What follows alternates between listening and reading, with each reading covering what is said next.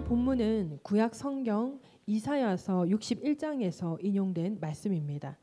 이사야서 61장은 메시아 예언과 그리고 하나님의 구원 계획이 담겨 있는 말씀입니다. 이 말씀을 신약 성경인 오늘 본문에서 예수님께서 직접 인용하셨습니다. 그리고 이 말씀을 인용하시면서 자신의 사역과 자신의 정체성, 예수님의 하실 사역 그리고 예수님의 정체성에 대해서 선포를 하고 있는 말씀인 것입니다. 오늘날의 시대는 과학과 의술과 그리고 지식과 문화가 많이 발달한 시대입니다. 사람들이 부족함 없이 사는 것 같이 보이는 시대이기도 하고 또 빈부의 격차가 심해서 가난한 자들이 급증하는 시대가 바로 오늘날의 시대이기도 합니다. 그런데 이 가난에 대한 이 생각이 많이 달라진 것 같아요. 50년대, 60년대, 70년대는 이 진짜 가난해서 아무것도 할 수가 없었고 아무것도 할 생각도 하지 않았던 그 시대의 가난이었다면 오늘날의 가난은 가난해도 누릴 수 있는 시대인 거예요. 가난해도 누리기 위해 사는 시대가 오늘날의 시대인 것 같습니다.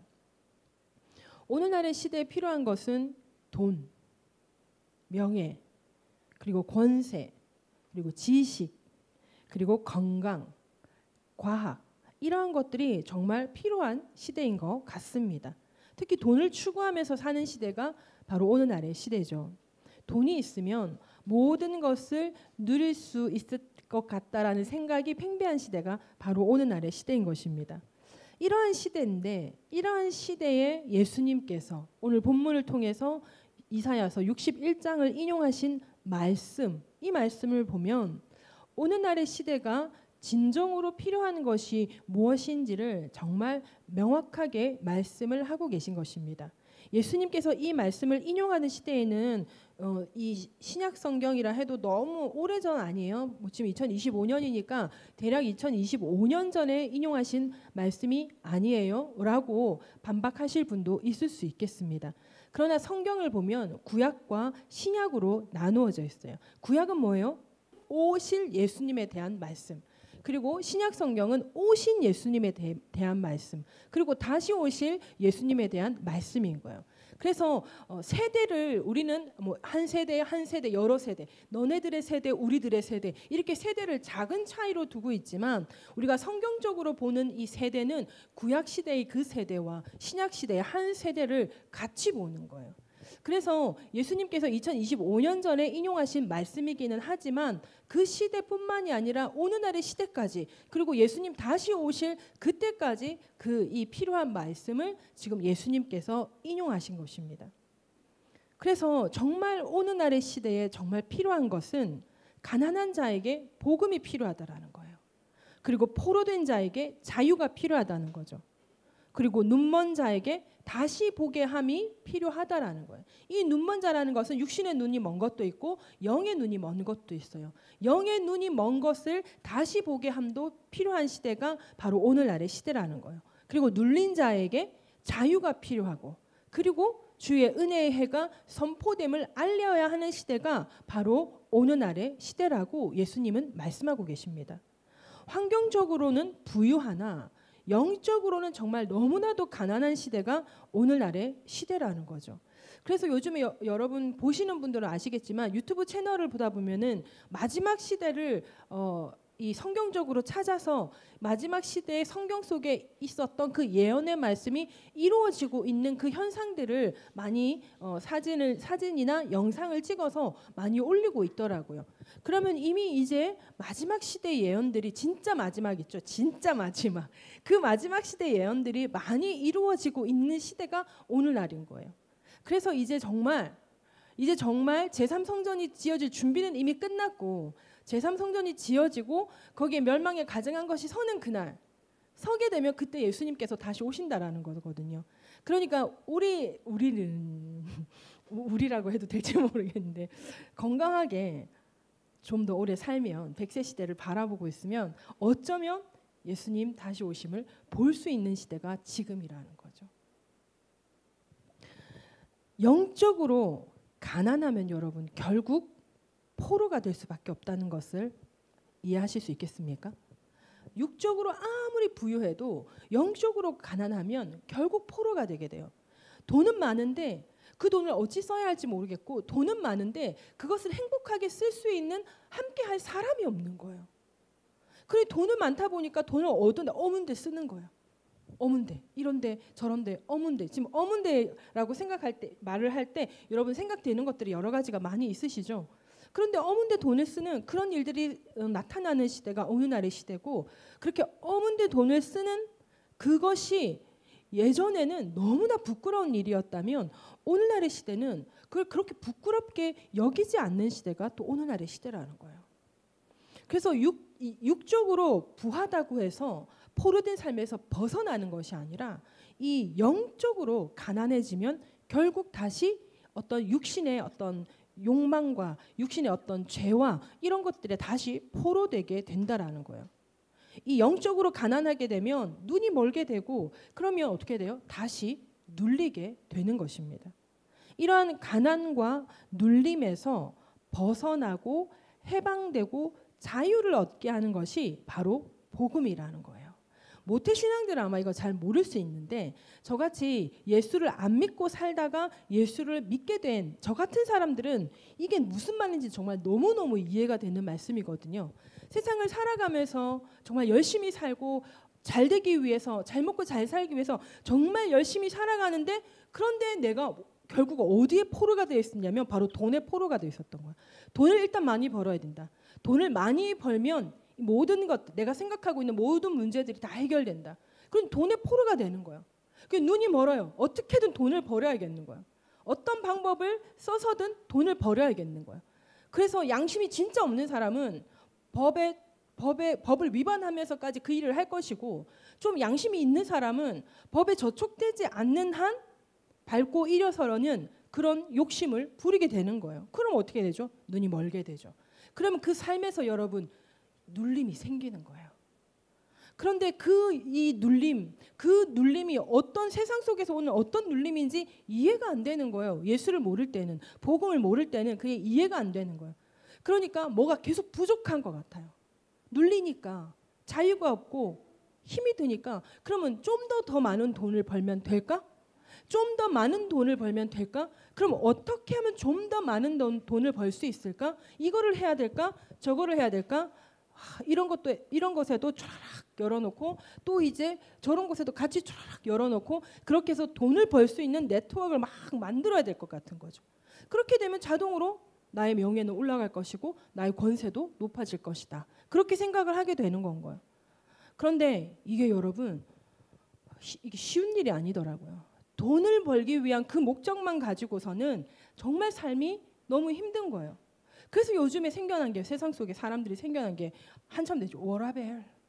돈도 벌어야겠고 내 인생의 자유도 누려야겠고 내가 재밌게 살아야겠다. 나를 재밌게 하는 것이 무엇인가? 나를 행복하게 하는 것이 무엇인가?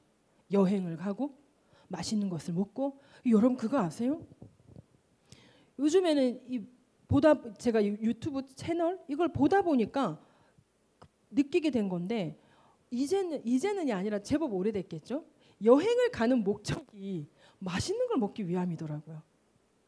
어디에 가면 이게 맛있고 어디에 가면 저게 맛있고, 그 어디에 가면은 그 여행지 사람들은 모르는, 본토 사람들만 아는 진짜 맛있는 곳, 그리고 또 가격 대비 좋은 거, 그런 것들을 찾아가는 거예요. 요즘 방송의 여행 프로그램을 보면 먹는 게 빠지는 게 없어요.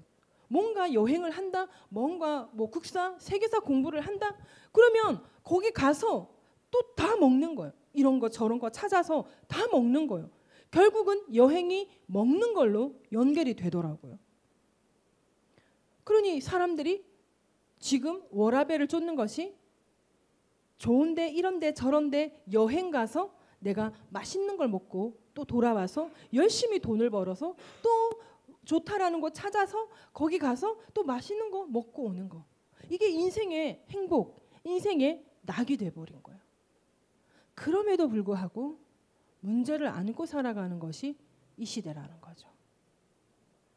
여행을 가면서 부부 안에 싸움이 일어나고, 여행을 갔다 와서 살림의 싸움이 일어나고, 그러다 보니 대상을 다르게 골라서 여행을 갔다 오고.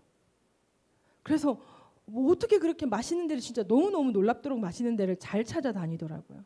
그러면서 이제 인생의 행복을 찾은 거예요. 인생의 행복을 찾으려고 찾는데 그 인생의 행복과 기쁨과 해방과 자유는 찾아지지가 않는 거죠. 결국 쓰는 게 뭐냐? 나의 체력과 나의 돈과 나의 시간. 그렇게 써버리는 거죠. 그래서 우리는요, 진짜 복음이 무엇인지를 제대로 알아야 될 것 같아요. 복음이 무엇인지를 제대로 알아야 세상의 것을 쫓아가지 않고 복음으로 살 수가 있게 되는 건 거예요. 그리고 가장 중요한 것은 그 복음을 누리고 살아야 된다는 거예요. 저도 예수를 믿은 게 이제는 오래되었지만 모태신앙이 아닌 상태에서 제가 27살 때 예수를 믿고 신앙생활을 하는 가운데 예수를 믿는 사람이 왜 이럴까? 라는 생각을 진짜 많이 했었거든요. 장로님이 왜 저럴까? 권사님이 왜 저럴까? 그런데 저런 사람이 중직이 되어도 되나? 이렇게 생각했던 그런 때가 있었어요. 여러분 아마 다 있을걸요? 저만 그런 거 아닐걸요? 그런 생각 다 하고 있었을걸요? 그 중직 뽑는 것 때문에 교회 안에 분란이 일어나고 성도들이 떠나가고 그 중직으로 세워지는데 보기 싫은 거죠. 인정이 안 되는 거예요. 중직으로. 인정이 안 될 뿐만 아니라 중직의 삶을 살지 않는 거죠. 왜 그럴까? 왜 그런 일이 일어날까요? 교회 안에서. 중직은요, 직분이잖아요. 그런데 오늘날 교회 안에서 중직을 받는 분들이 그 중직이 직인 줄 알아요. 그래서 안수 집사 때까지만 해도 너무 괜찮은 분인데 장로로만 세워지면 대적을 하는 거예요. 문제를 자꾸 제기하고 문제 분란을 만드는 거예요. 이건 이렇게 하면 안 되고 저건 저렇게 하면 안 되고 저렇게 하면 안 되니까 이렇게 해야 된다. 이렇게 해야 된다. 이러면서 합쳐지지 않고 분란을 계속 만드는 건 거예요. 왜 그러냐면 직분이 아니라 직위라고 생각을 하는 거예요. 내 이렇게 높은 자리에 세워졌으니까 내 뜻대로 해야지. 이렇게 되는 건 거예요. 그게 뭐죠? 복음을 모르기 때문인 거예요. 복음 안에서 직분이라는 것과 직위의 차이를 이해하지 못하는 건 거죠. 여러분 우리 교회 안에서 우린 직위는 없거든요. 목사? 직위가 아니잖아요. 직분이라는 거예요.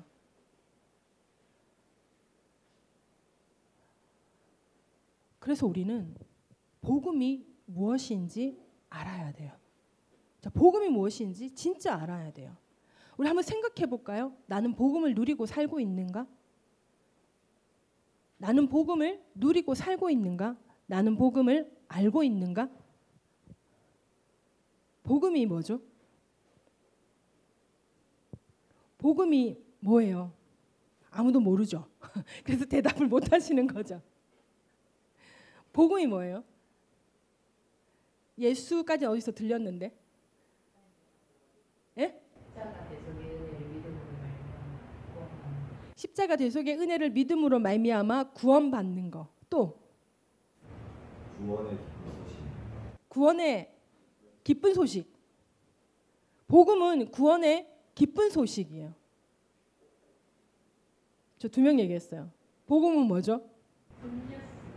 굿뉴스. 예. 구원의 기쁜 소식, 굿뉴스. 복음이 뭐죠? 내가 딱 생각나는 게 있어야 돼요. 복음은 예수 그리스도죠.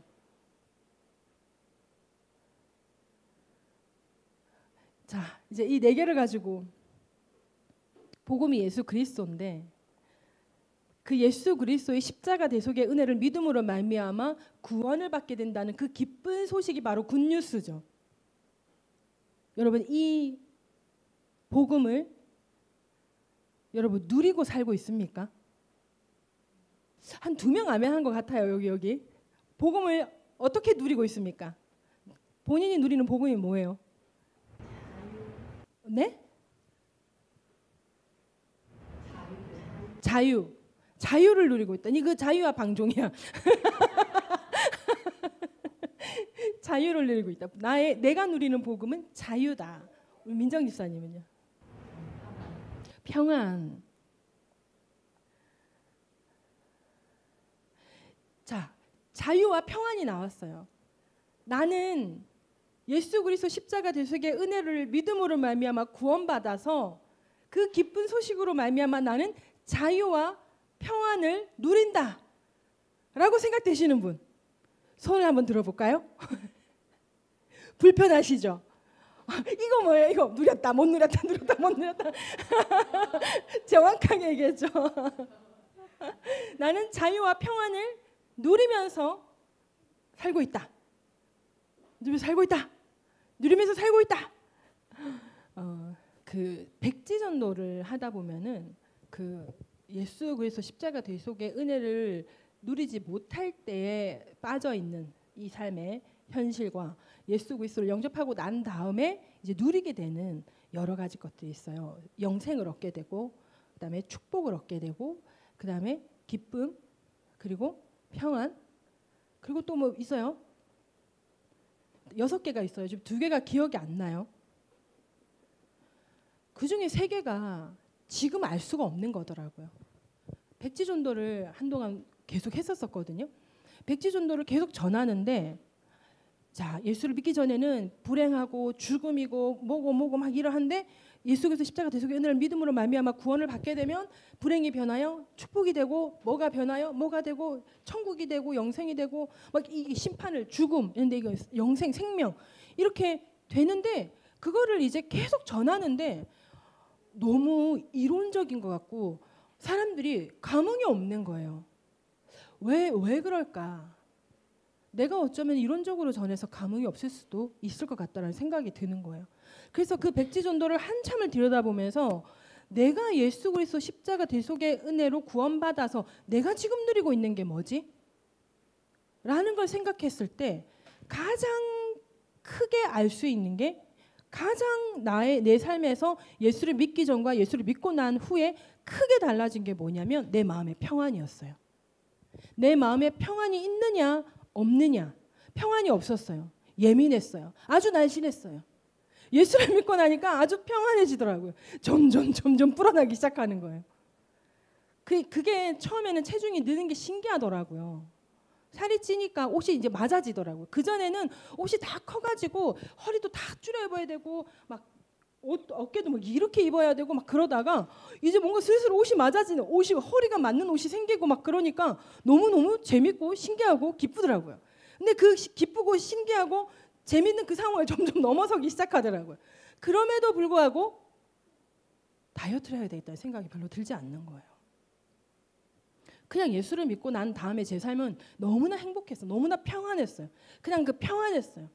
막 가슴 벅차고 그냥 하나님께서 내 아버지가 되신다라는 것이 세상에 가장 큰 위로였어요. 하나님이 내 아버지가 되신다. 세상 가운데 내가 누릴 수 없고 내가 가질 수 없고 가질 수 없는데, 그런데 하나님께서 이 세상 창조주가 내 아버지가 되신다. 내가 그의 자녀다. 믿기지가 않는데 그것이 내 삶에 인정이 돼야 되는 게 저에게 컸어요. 그 하나님께서 나에게 아버지가 되신다. 그래서 내가 그럼 하나님의 자녀됨에 그게 나타나야 되는 거잖아요. 하나님이 내 아버지 되시면 내가 하나님 자녀됨의 어떤 삶이 나타나야 되는 거잖아요. 그러니까 그걸 기도하게 되는 거예요. 나타나 보세요, 하나님. 제 삶에 나타나 보세요. 제 삶에 역사해 보세요. 믿을게요. 근데 저는 믿고자 작정했기 때문에 하나님께서 일을 하신 거예요. 근데 믿지도 않을 거면서 나타나 보세요, 역사해 보세요 이렇게 하면 믿지 않을 생각을 가지고 그 기도를 하면 여러분 하나님의 역사를 체험할 수가 없어요. 하나님의 살아계심을 우리가 체험할 수가 없어요. 근데 저는 그때 이미 무조건 하나님을 믿어야겠는 상황인 거예요. 그래서 하나님을 믿어야 했던 거예요. 하나님이 있음이, 살아있음이, 하나님께서 세상 창조주이심이 너무 그냥 믿고 싶은 거예요. 그게 되게 컸었던 거죠. 그래서 그렇게 기도했고 그 살아계신 하나님이 제 삶 가운데 역사하기 시작하고 나타나기 시작했던 거예요. 그러면서 제일 큰 변화가 평안. 야, 내가 이런 평안을 세상에 누려본 적이 없는데 이 평안이라는 것이 마음이 편안한 거예요. 제가요 차를 타고 어느 부산 도시를 여기서 저기를 가는데 여기서 저기를 가요. 저기를 가야 돼요. 저기를 가는 어느 순간 어느 부분이 어느 지점이 있어요. 그 지점을 탁 통과하면 심장이 확 쪼여요. 저도 모르게 심장이 확 쪼여요. 쿵탕 쿵탕 쿵탕 쿵탕 뛰기 시작하는 거예요. 그리고 그 지역에서의 삶은 저에게 힘듦이었어요. 아, 빨리 저쪽으로 가고 싶다. 이런 생각이었어요. 그리고 거기서 시간을 보내고 다시 이렇게 가잖아요.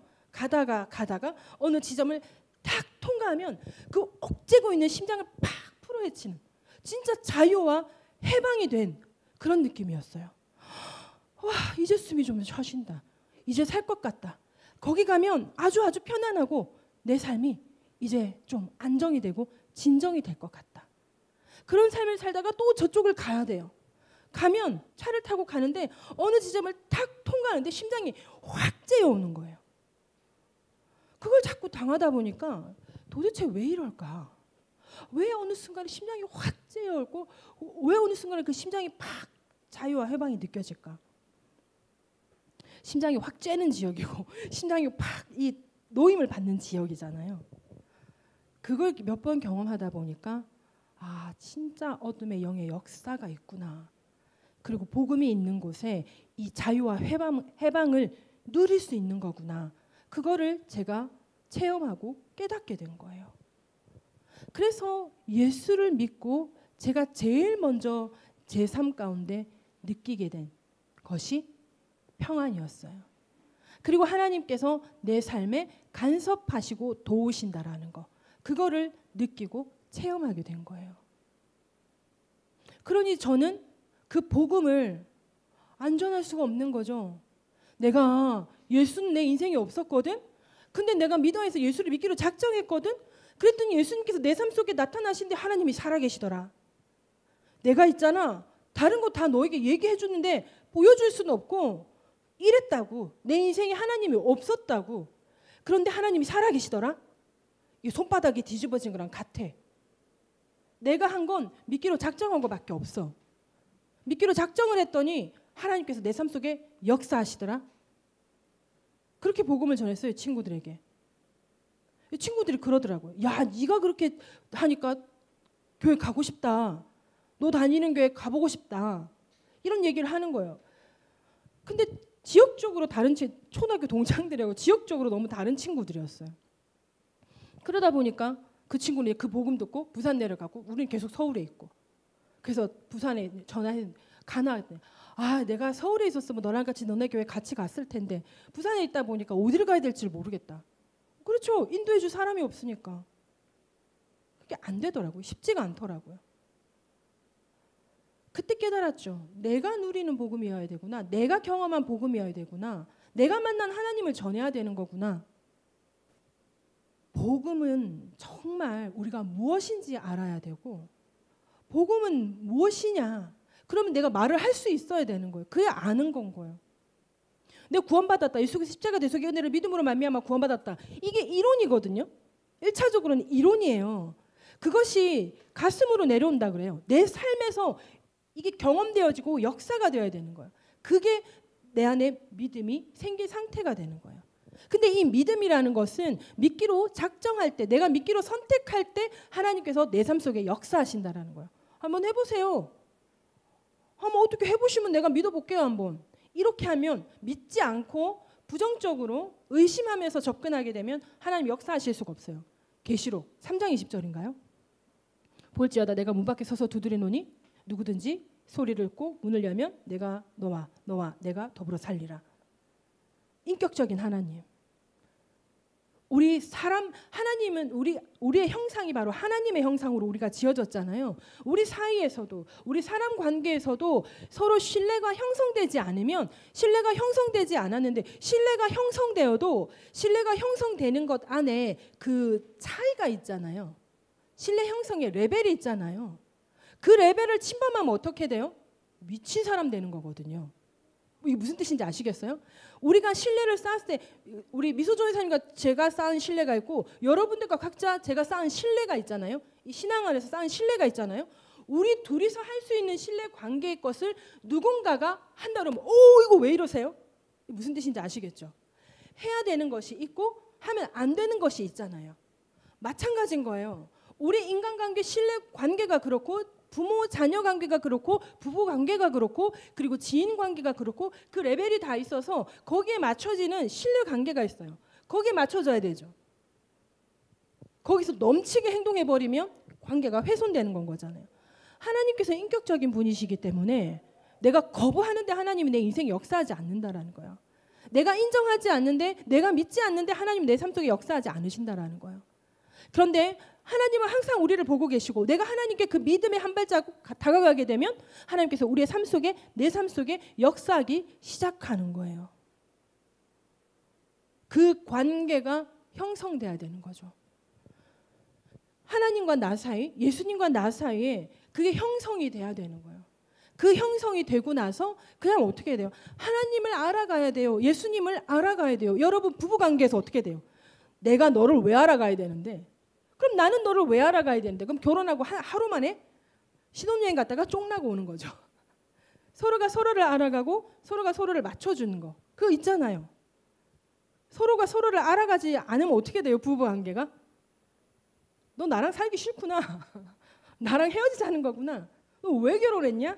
이렇게 되는 거잖아요. 이렇게 부부관계에서 그리고 자녀들도 마찬가지죠. 자녀들이 완전히 말도 못하고 완전 어린애일 때는 그냥 기본적인 생존 욕구만 들어주면 돼요. 근데 점점 자라나면서 어떻게 돼요? 그의 생각과 그의 자아와 거기에 맞는 거 가르쳐야 되고 들어줘야 되고 그리고 무조건 들어주는 게 아니라 그 아이를 이 삶에서 이 인생에서 살아갈 수 있도록 인도해 주는 게 부모잖아요. 그러면 그것이 서로 간의 관계에서 어떻게 돼요? 부모가 땡길 때도 있고 부모가 놓아줄 때도 있고 그리고 자녀가 땡길 때도 있고 자녀가 놓아줄 때도 있고 이거 서로 간의 이 관계 이 형성이 서로 알아가야 되는 거거든요. 처음에는 이 자녀가 어릴 때는 아빠한테 정말 잘 가잖아요. 근데 점점 시간이 지나면서 아빠라는 존재가 불편한 존재가 되어버리는 시대가 있었어요. 그 왜 그런 거예요? 아빠가 더 이상 자녀를 이해하려 들지 않고 아빠의 생활 방식에 끌고 오기 때문인 거예요. 근데 요즘은 다르죠. 그 아이를 그냥 그 아이로 이해해주고 그 아이 수준을 알아주고 맞춰주고 그러면서 대화를 통해서 이건 이렇게 해야 되고 저건 저렇게 해야 됨을 이끌어주는 거. 그게 부모예요. 근데 그 옛날 우리 어른 아빠들이 그걸 안 하는 거예요. 강제로 하려는 거죠. 그러다 보니까 관계가 깨져요. 그렇게 되면 어떻게 돼요? 두 번 다시 안 볼 관계, 문 쾅 닫고 다니는 관계, 돈 필요할 때만 아빠 찾는 관계, 이렇게 되는 건 거죠. 그건 왜 그런 거예요? 먼저 어른된 부모가 자녀를 알아가려 하지 않고 그러다 보니 자녀도 부모를 알아가려 하지 않기 때문에 벌어지는 일인 거예요. 근데 서로가 서로를 알아가면 어떻게 되죠? 화목하게 되죠. 그 안에 평안이 있게 되죠. 그 안에 기쁨이 있게 되죠. 그 안에 자유가 있게 되는 거예요. 마찬가지로 우리가 하나님을 알아가야 돼요. 우리가 하나님을 알아야 돼요. 그게 바로 성경에 다 있잖아요. 하나님이 어떤 분이신지, 예수님이 어떤 분이신지, 하나님이 예수님을 통해서 어떤 일을 하실 것인지 이게 성경에 다 나와 있는 거예요. 이걸 알아야 돼요. 그래야 진짜 복음이 무엇인지를 내가 알 수 있게 되는 건 거예요. 복음이 무엇인지를 알면 그 다음엔 그 복음을 누려야 돼요. 그 복음을 누려야 어떻게 돼요? 복음을 전할 수 있게 되는 거예요. 복음을 전해라고 하는데 내가 복음을 누리지 못하면 나 또한 이론적인 복음만 전하게 되는 거예요. 그 교회 가면 좋다라고 말도 못하는 거예요. 뭐가 좋은지 몰라. 근데 하나님은 살아계신 걸 알겠어.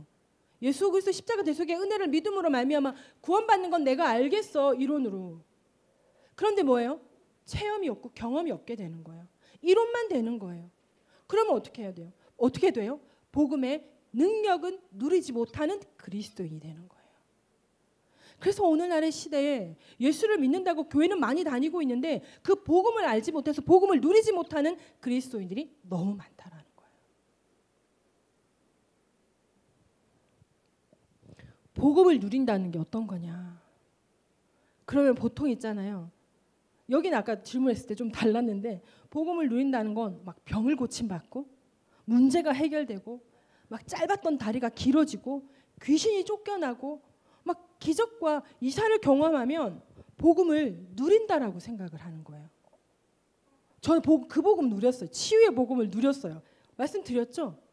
그 무릎 관절염 한방에서도 양방에서 못 고치는 그 무릎 관절염 예수님께서 고쳐주셨고, 그리고 편도염 고쳐주신 거, 신우신염 고쳐주신 거, 기계 고쳐주신 거, 집에 보일러도 고쳐주시고 자동차 엔진도 바꿔주시고, 엔진을 바꿨다는 게 다른 엔진을 갖다 넣어서 바꿔주신 게 아니라 그 엔진을 하나님께서 원래 폐차해야 되는 차였는데 그걸 지금 제가 더 타고 다녀야 되고 베스트, 전도할 베스트를 태우고 다녀야 되는데 이게 운전을 하다가 브레이크만 밟으면 엔진이 다다다다다다 막 떨리기 시작하는데 시끄러워서 대화를 할 수가 없는 거예요. 근데 이 차를 바꿀 형편이 안 되는 거예요. 그래서 어떻게 할 수 없잖아요. 기도했어요. 하나님 이 차를 바꿔주시던지 아니면 이 엔진을 고쳐주셔서 베스트들이 타도 딱 브레이크 밟고 딱 섰을 때 그때 대화를 해야 되는 타이밍인데 그때 아무 대화를 할 수가 없는 거예요. 그래서 차를 바꿔주시던지 차를 고쳐주셔서 베스트를 차에 태우고 열린 모임을 하러 다닐 수 있게 해주세요. 그렇게 기도를 했단 말이에요. 어느 날 저희 목사님께서 제 차를 타고 제 차 그때 스틱이었어요. 제 차를 타고 가시다가 브레이크를 밟고 딱 섰는데 이 차는 어떻게 내 차보다 더 조용하냐? 목사님 사실은요 이만저만 저만저만 기도를 했거든요. 그렇지 하나님께서는 기계도 고치시지 그렇게 말씀을 하시는 거예요. 우리 목사님은 엄청난 일들을 다 치유도 하셨고 막 문제도 해결하셨고 또 그 더 많은 것들을 이미 보신 세대잖아요. 그러니까 그 기계 고쳐짐이 너무나 당연한 거예요. 그러니까 저는 그런 복음을 누렸던 거예요. 그런 복음을 누리다 보니까 그런 복음을 제가 전하게 되는 거예요. 근데 모든 사람들이 다 이런 걸 경험하는 게 아니거든요. 근데 그런 복음을 자꾸 전하면 어떻게 돼요? 결과가 그렇게 되더라고요. 나는 나 아무리 기도해도 안 되던데. 나는 아무리 해도 응답 안 오던데. 이렇게 되는 거예요. 내가 뭐가 잘못됐나? 왜 이렇게 내가 전하는 복음이 왜 이렇지? 그러다 나중에 깨닫게 된 거예요. 그보다 더 중요한 거. 그거보다 더 중요한 게 바로 마음의 평안이었고 내 마음의 기쁨이었던 거예요. 내가 바뀌는 건 내가 알 수 있거든요. 그래서 복음을 누린다는 게 막 기적과 이사를 체험하는 거 그런 것만이 복음을 누리는 게 아니라는 거예요. 내 삶의 잔잔함 이것도 우리가 복음을 누리는 거예요. 큰 병치레 안 하고 건강하게 자라는 거. 기도했거든요. 서울에 혼자 애를 키우면서 이 애가 어디 아플 때마다 감당하기가 너무 힘든 거예요. 그래서 아프지 않게 해달라고 기도를 되게 많이 했었어요. 그래서 미소가 어느 나이까지 자라는 동안에 장염도 한 번 안 걸렸어요. 애들 많이 걸려 지나가는 병들 있잖아요. 그런 거 하나도 안 걸렸어요. 오히려 아시는 분 아시죠? 하나님께서 받쳐주시고 지켜주셔서 크게 다칠 상황에 다치지 않고 보이지 않는 어떤 손이 미소의 머리를 받쳐주시고 이랬던 여러 사건들이 있었단 말이죠. 그러니까 기도할 수밖에 없었어요. 혼자 있었고 애가 문제가 생기면 너무 힘들겠고 너무 불안하겠으니까 기도할 수밖에 없으니까 그런 것들을 체험하게 되는 거였어요. 이런 것뿐만이 아니라 내 삶의 잔잔함, 기쁨, 내가 그전에 느낄 수 없었던 기쁨, 내가 그전에 누릴 수 없었던 평안, 이런 것도 복음을 누림의 결과라는 거예요. 무엇보다도 내 삶에 어떤 어려움이나 힘듦이 있어요. 어려움이나 힘듦이 있는데도 평안을 누릴 수 있는 게 그게 진짜 복음인 거예요. 그게 진짜 내가 그 복음을 누림이라는 거예요. 그리고 또 어떨 때는 어려움과 힘듦 때문에 흔들림은 생기거든요. 바람이 확 부는데 머리카락 안 날리는 사람이 있겠습니까? 바람이 확 부는데 옷깃이 하나 확 안 뒤집어지는 사람이 있겠습니까?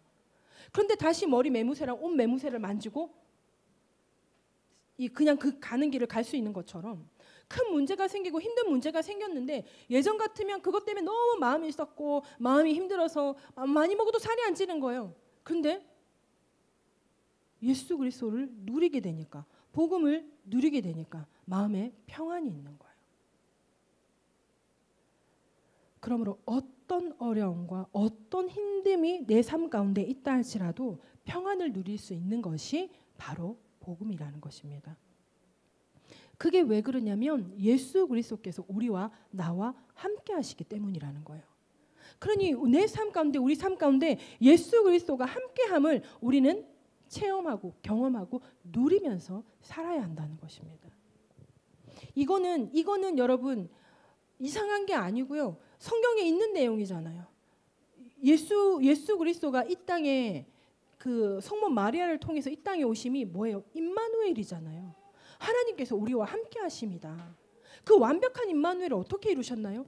우리 죄를 대속하시고 십자가에 죽으시고 3일 만에 부활하셔서 승천하시면서 보혜사 성령을 어디다 보냈어요? 우리 안에 보내신 거예요. 퍼펙트 유닛이라 그랬잖아요. 온전히 내 안에 함께 하심. 온전한 임마누엘이라는 거죠. 육신을 입고 오신 예수님은 우리의 죄를 대속해야 할 그 임무가 있었던 것이고, 이제 죽으시고 살아나셔서 보혜사 성령으로 우리 안에 오는 것은 이제 우리와 함께 하신 완벽한 임마누엘을 이루심이라는 거예요. 그 임마누엘을 누리면서 살아야 된다는 거예요. 그게 복음인 거예요. 그래서 그 복음을 알고 그 복음을 누리는 삶을 살 때 내가 복음을 안 전할 수가 없는 거죠. 내 삶에 역사하시고 내 삶을 치유해 주시고 내 삶을 인도해 주시고 내 삶을 변화시켜 주시는 그 하나님을 우리가 안 전할 수가 없는 거예요. 그런데 사단은 이러한 복음의 기쁨을, 복음의 가치를, 복음의 실체를 왜곡시키거나 모르게 만드는 거예요. 야, 너 예수 그리스도 십자가 대속의 은혜를 믿음으로 말미암아 영혼 구원 받았잖아. 그럼 다 된 거야. 복음은 영혼 구원이야. 여러분, 복음은 영혼 구원만 있지 않은 거거든요. 예수 그리스도 십자가 대속의 은혜는 나의 과거와 나의 현재와 나의 미래의 모든 문제를 해결하시는 것도 있는 거예요. 미래의 문제는 뭐죠? 우리가 영생을 얻어 하나님 나라에 가는 거. 그러니 복음은 영혼 구원만이 아니에요. 그런데 영혼 구원만 받으면 되잖아. 교회만 다니면 되잖아. 이렇게 축소시켜버리는 거예요. 복음은 윤리와 도덕. 야, 교회를 다니려면 적당히 좀 더 다른 사람들보다 좀 더 도덕적이고 좀 더 윤리적이어야지 사람이. 그러니까 교회 다니는 사람들에게 높은 도덕률을 적용시킨다 그러죠. 세상 사람들이 실수하면 괜찮아. 근데 교회 다니는 사람들 어떤 실수를 했다. 야, 교회 다니는 사람들이 그러면 되냐? 그래서 교회 다니는 사람에게만 그런 잣대가 있는 거야. 그래서 교회를 다니게 되면 윤리와 도덕의 규범의 높은 수준을 살아야 된다. 이렇게 생각을 하게 만드는 거예요. 또 복음을 학문의 대상으로 생각하게 해서 어떻게 해요? 학문을 연구하게 만들어요. 복음을 우리가 이렇게 주일이나 금요일이나 수요일에 말씀을 전하게 되면 복음을 전해야 되는데 자꾸 어떻게 되면 학문을 만들어서 신학을 전하는 거예요. 이론적인 복음. 근데 복음이 예수 그리스도인데 살아계신 예수님께서 우리와 함께 하셨고 우리 안에 계시는데 그럼 이건 학문의 대상이 아니거든요. 그런데 학문의 대상으로 연구하게 만들어요. 그리고 복음을 샤머니즘 정도로 생각하게 만들죠. 빌어라. 빌고 복 받아야지. 빌고 복 못 받았지. 그럼 필요 없잖아. 교회 다닐 필요가 없잖아. 내가 기도했는데 응답 안 해주셔. 하나님 안 살아계신가 봐. 그러면서 교회 뛰쳐나가면 그거는 샤머니즘이죠. 근데 그게 아무렇지도 않게 뭐 기도했는데 응답 안 해주시더라. 이게 너무 당연한 것처럼 얘기를 하는 거예요. 복음이 빌고 기도하면 복 받는 거? 그럼 우리 다 이거 해야지. 뭐 해야 돼요? 저 건물 한 100억 하는 건물 하나 주십시오. 평생 먹고 살 수 있도록. 그리고 어떤 건물도 하나 주십시오. 우리 자녀에게 상속해주게. 이렇게 기도하고 빌고 받으면 되죠. 이게 샤머니즘이면. 복음이 샤머니즘이면. 예수 믿는데 너네 잘 되는 거 없대. 그거 샤머니즘 쪽으로 끌고 가는 거잖아요. 예수 믿으면 모두 다 그런 물질적인 복을 다 받아야 되는 것처럼. 물질적인 복을 다 받아가지고 부자로 사는 사람들 중에서 마음의 빈곤, 영혼의 빈곤으로 사는 사람이 얼마나 많아요. 그래서 자살한 재벌가들의 사람들이 얼마나 많습니까?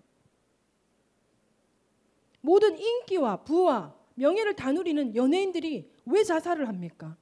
영혼의 공허함 때문에, 인생의 공허함 때문에. 돈은 많은데 인생의 공허함을 해결할 길이 없는 거예요. 명예는 있는데, 인기는 있는데 그 공허함이 해결되지가 않는 거예요. 영적인 공고함은 그리스도의 복음으로 말미암아 해결할 수가 있는 것을 믿으시기 바랍니다. 이사야서 53장 5절 6절에 그가 찔림은 우리의 허물 때문이요 그가 상함은 우리의 죄악 때문이라. 그가 징계를 받음으로 우리는 평화를 누리고 그가 채찍에 맞음으로 우리는 나음을 받았도다.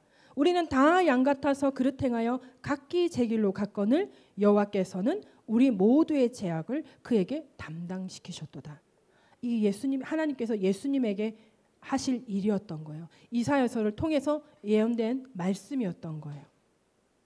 마태복음 20장 28절에 인자가 온 것은, 예수님께서 하신 말씀이죠. 인자가 온 것은 섬김을 받으려 함이 아니라 도리어 섬기려 하고 자기 목숨을 많은 사람의 대속물로 주려 함이라. 예수님께서 오신 목적이 이거였던 거예요. 로마서 23장 24절에 모든 사람이 죄를 범하였음에 하나님의 영광에 이르지 못하더니 하나님의 은혜로 값없이 의롭다 하심을 얻은 자 되었느니라. 할렐루야. 예수 그리스도의 복음을 믿음으로 말미암아 은혜를 값없이 받게 하나님께서 이 길을 만들어 놓으셨다라는 거예요. 히브리서 9장 한번 찾아볼까요? 히브리서 9장 11절 12절 같이 합독해 봅니다. 시작.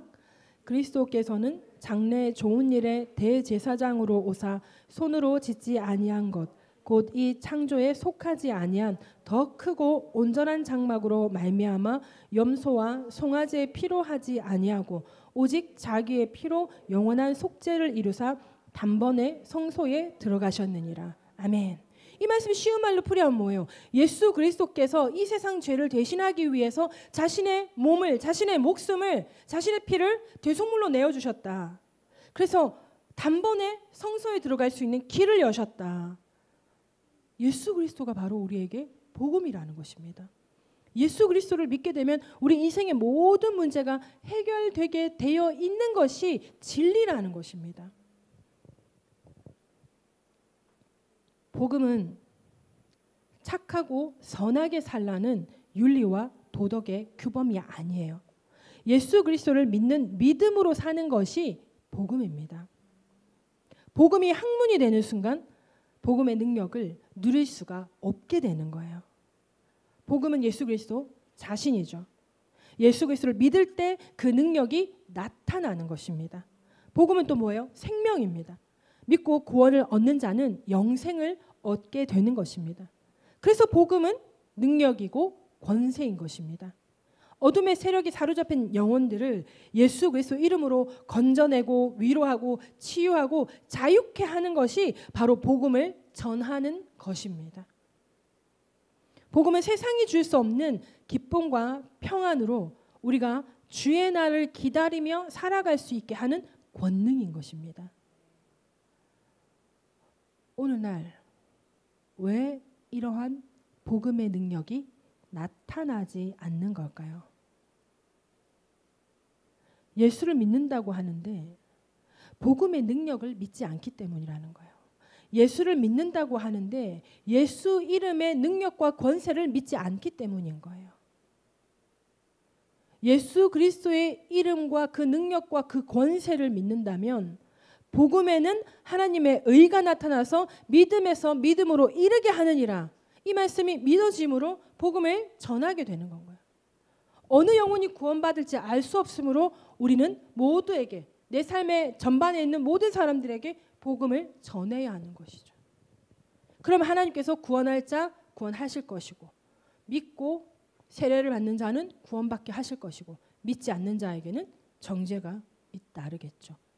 그것은 우리의 어떤 능력과 우리의 어떤 수준으로 할 수 있는 일이 아니라는 거예요. 그런데 하나님께서, 예수님께서 우리에게 말씀하시는 건 뭐다? 복음을 누리고 복음을 전하는 삶을 살아야 한다는 것입니다. 복음을 믿어야 한다는 것입니다. 믿음으로 말미암아 그 능력, 그 권세가 나타날 것입니다.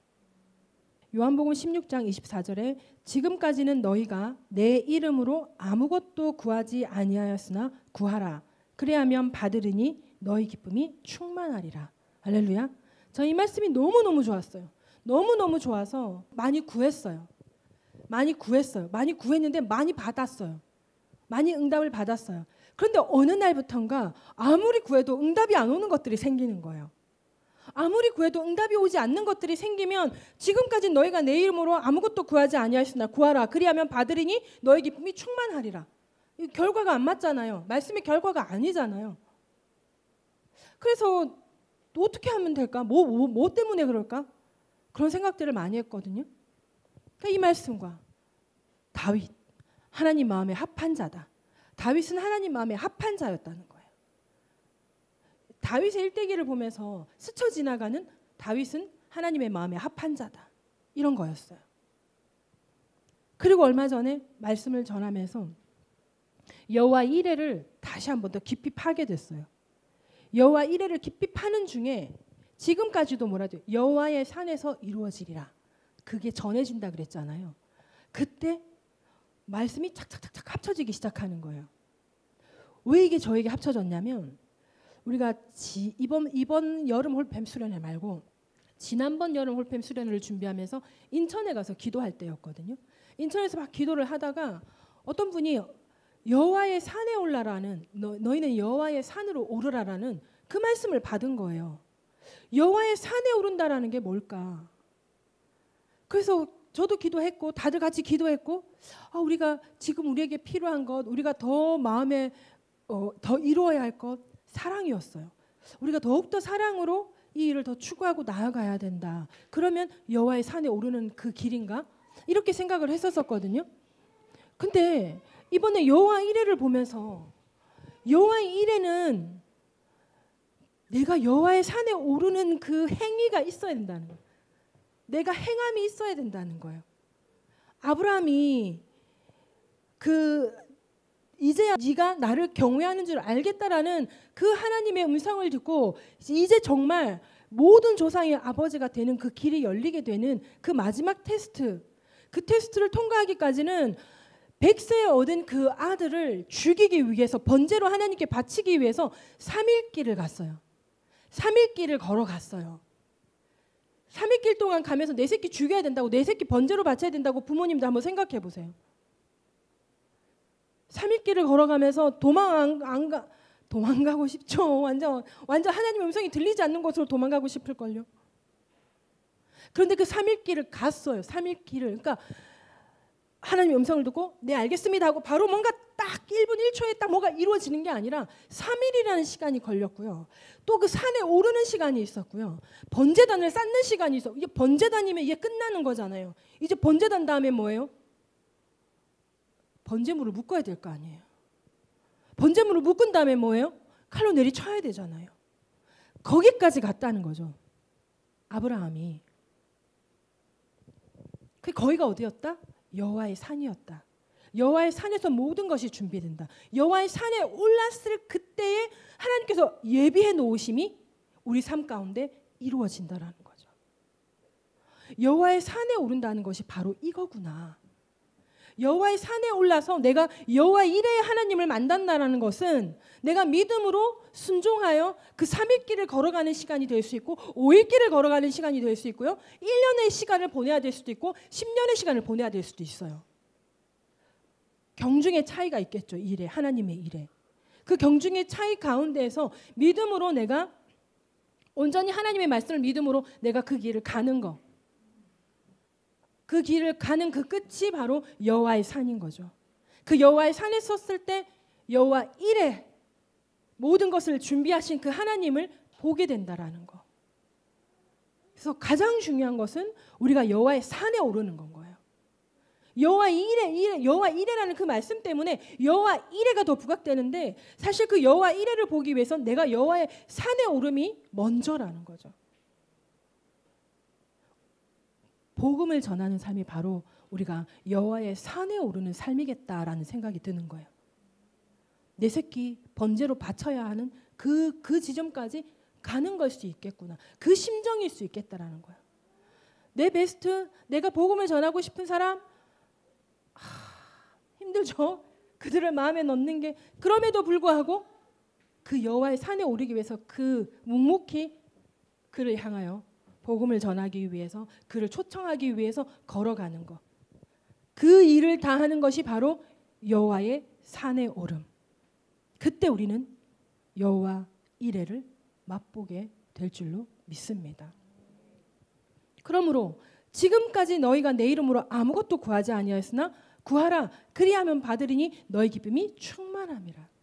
이것은 바로 하나님의 마음에 합한 자가 되어서 기도하게 될 때 모든 걸 받게 되는 건 거예요. 모든 걸 누리게 되는 건 거예요. 그래서 다윗이 하나님 마음에 합한 자였잖아요.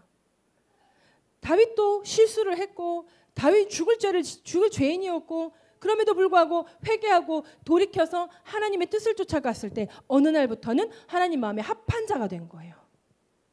그 하나님의 마음에 합한 자가 될 때 하나님은 그를 통하여 하나님의 놀라운 일을 이루실 줄로 믿습니다. 오늘날 이 시대가 바로 하나님 마음에 합한 자들이 일어나야 되는 시대인 거예요.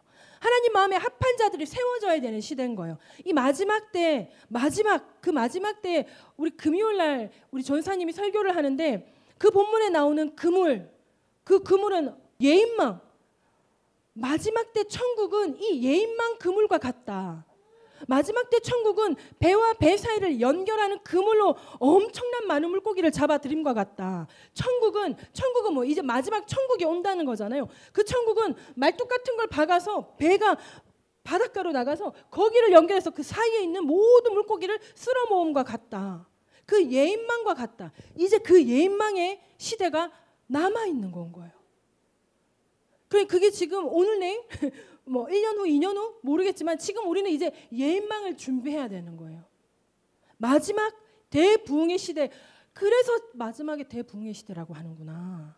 요한계시록에 예언돼 있잖아요. 마지막 대부흥의 시대가. 그 말씀과 마태복음 13장에 그 천국은 마치 뭐와 같고 천국은 마치 그물로 물고기를 잡아들인 것 같은데 그 그물이 거기는 예인망 그물이라는 거죠. 다른 데는 그냥 큰 그물 이런 건데 그물의 종류가 너무 많은데 예인망 그물은 완전 그 바다 다 휩쓰는 건 거죠. 배와 배 사이를 연결할 거면 얼마나 큰 그물로 잡겠습니까? 이게 이제 마지막 때 남았다는 거구나.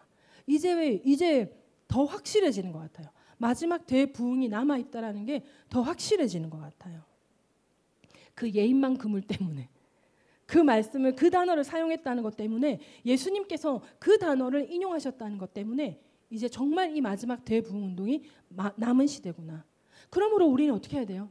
예인망 그물을 준비하면서 때를 얻든지 못 얻든지 그 영혼이 지금 당장 구원이 되든지 안 되든지 우리는 계속해서 그 그물을 만들고 그물이 터졌어요. 그물을 꼬매고 이 그물 꼬매미 뭐죠? 내 마음을 꼬매는 거예요. 여러분 복음 전하다 보면 여러분 마음 상하는 그 마음을 꼬매는 게 그 그물 꼬매는 거예요. 그 그물 꼬매가지고 다시 또 치는 거예요. 그러면 또 막 이렇게 찢고 막 빠져나가려고 막 난리가 나겠죠. 찢어지면 또 그거 쭉 끌어들여서 또 그 그물 꼬매는 거예요. 이거 지금 이 복음 전하는 삶을 하나님께서 우리 보고 살라고 하시는구나. 그러므로 여러분 예수 그리스도의 이름이 하늘 문을 여는 열쇠라는 거, 예수 그리스도의 이름이 바로 능력이라는 거 우리 기억하고 때를 얻든지 못 얻든지 묵묵히 예인망을 준비하는 저와 여러분들이 다 되시기를 예수님의 이름으로 축복합니다. 우리 기도하십시다. 우리는 복음을 누린다는 사실을 종종 잊고 살 때가 있습니다. 내가 누리고 있는 복음을 깨닫는 것만으로도 나의 삶에 적지 않은 변화들이 생길 것입니다. 복음은 우리가 누려야 하는 것이고 복음은 우리가 전해야 하는 것입니다. 우리의 삶에 나타나 있는 복음의 흔적을 깨닫는 은혜를 달라고 기도하십시다. 우리의 삶에 나타나 있는 복음의 흔적들을 자유와 기쁨으로 전할 수 있는 은혜를 달라고 기도하십시다.